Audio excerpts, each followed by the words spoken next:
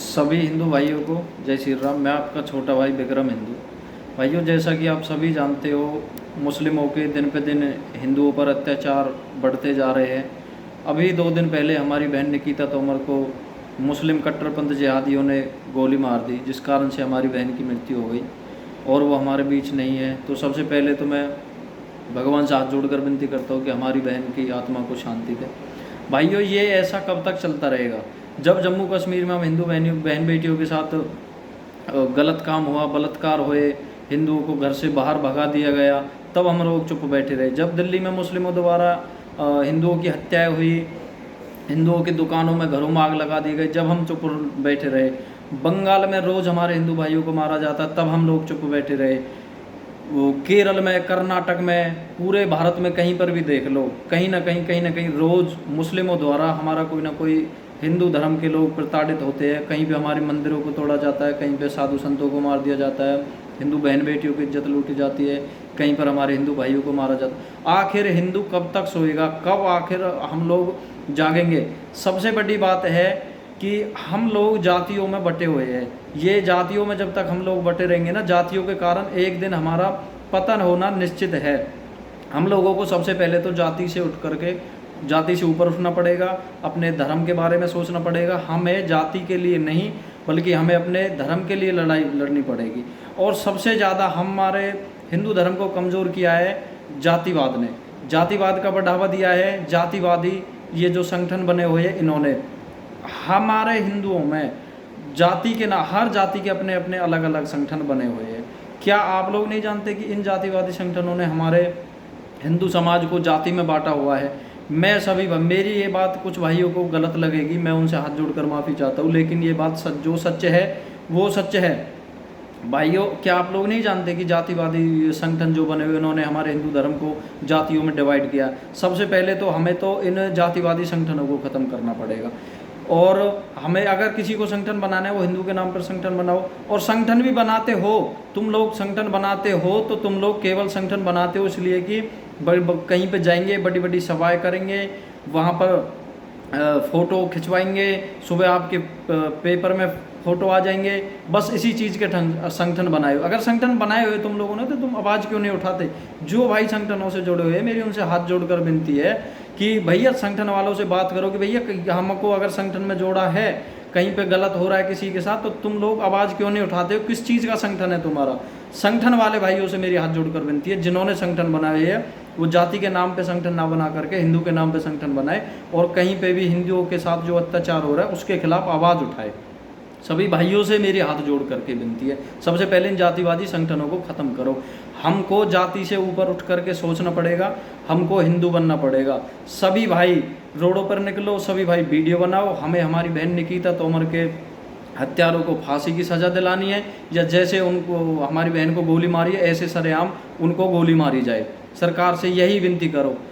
सभी भाई आवाज़ उठाओ। तुम लोग पता नहीं क्यों डरते हो, ये सोचते हो कि पता नहीं क्या है, किसी और की बहन बेटी है, होने दो, अपने आप से मतलब। हिंदू आज इतना स्वार्थी हो गया कि हिंदू अपने आप तक सीमित रह गया, हिंदू अपने धर्म को नहीं पहचान पा रहा है।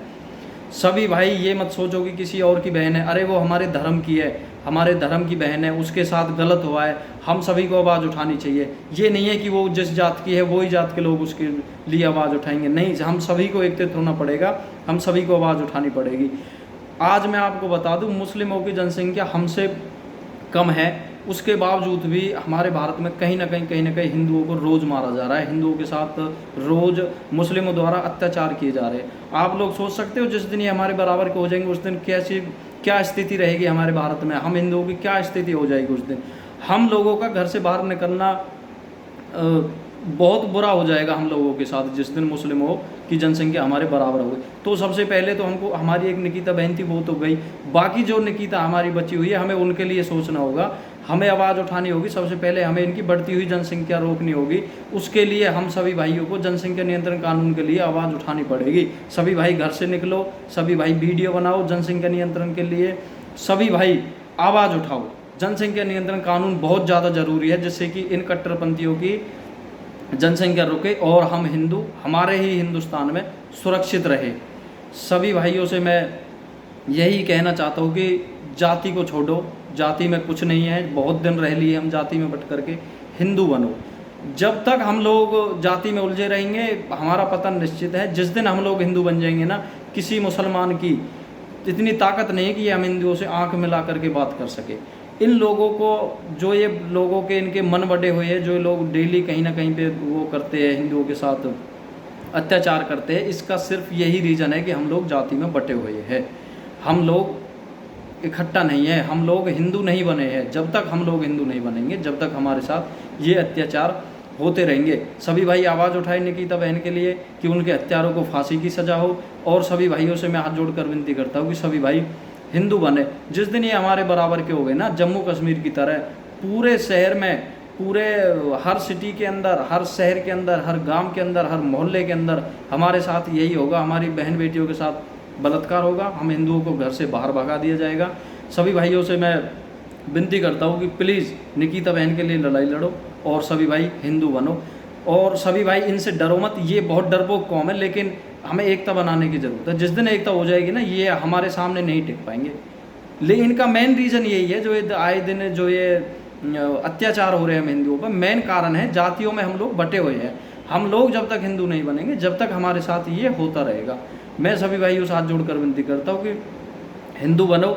और जनसंख्या नियंत्रण कानून, जैसे हम दोनों टाइम खाना खाते हैं ना, ऐसे ही जनसंख्या नियंत्रण कानून आज हमारे देश में बहुत ज़रूरी है। बढ़ती हुई बेरोजगारी, बढ़ते हुए आतंकवाद, इन दोनों का मेन रीज़न ही बढ़ती हुई जनसंख्या है। हमें सबसे पहले जनसंख्या नियंत्रण कानून के लिए आवाज़ उठानी पड़ेगी।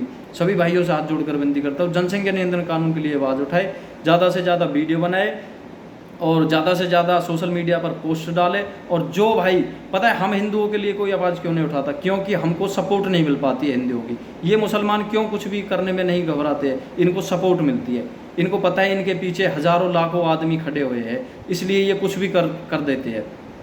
हम हिंदू क्यों नहीं करते? करना हम भी चाहते हैं, हमारी बहन के साथ गलत हुआ है, हम भी चाहते हैं कि हम उसको गोली मारें, लेकिन हमें पता है कि हम उसको गोली मार देंगे तो हमारे साथ कोई नहीं खड़ा हुआ है। जो हिंदुत्व के लिए आवाज़ उठाता है उसके लिए खड़ा होना सीखो, उसके साथ खड़ा होना सीखो। अगर आप साथ खड़ा होना सीख जाओगे तो हम हिंदुओं का इस देश में कोई कुछ नहीं बिगाड़ सकता है। अपने धर्म को पहचानो, अपनी ताकत को पहचानो। श्री रामचंद्र जी भी हिंदू ही थे, श्री कृष्ण जी भी हिंदू ही थे, हमारे राजा महाराजा महाराणा प्रताप, पृथ्वीराज चौहान जिन्होंने इन मुल्लों से लड़ाई लड़ी, इन आतंकवादियों से लड़ाई लड़ी, वो भी हिंदू ही थे। हम उन्हीं के वंशज है। अपनी ताकत को पहचानो। हिंदू कमज़ोर नहीं है, हिंदू कमज़ोर हुआ है अपने आप तक सीमित है, इसलिए हिंदू कमज़ोर है। हिंदू जातियों में बटा हुआ है, इसलिए हिंदू कमज़ोर है। सभी भाइयों से हाथ जोड़कर विनती है, हिंदू बनो, हिंदू एकता बनाओ। कोई किसी के साथ कहीं पे गलत हो रहा, उसकी जाति ना देख करके उसका धर्म देखो कि वो हिंदू है, और इसलिए आवाज़ उठाओ, अपने धर्म के लिए आवाज़ उठाओ। हिंदू और सिख एक ही है। सभी भाइयों से मैं ये कहना चाहता हूँ कि सिखों को कभी अपने आप से अलग मत समझो।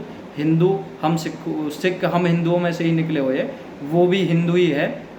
तो हिंदू और सिख के साथ कहीं पे भी गलत होता, सभी भाई आवाज़ उठाओ और निकिता तोमर के हत्यारों को फांसी की सज़ा दिलवाओ। हिंदू बनो, जातिवाद में मत बटो। सभी भाइयों को जय श्री राम, हिंदू एकता जिंदाबाद।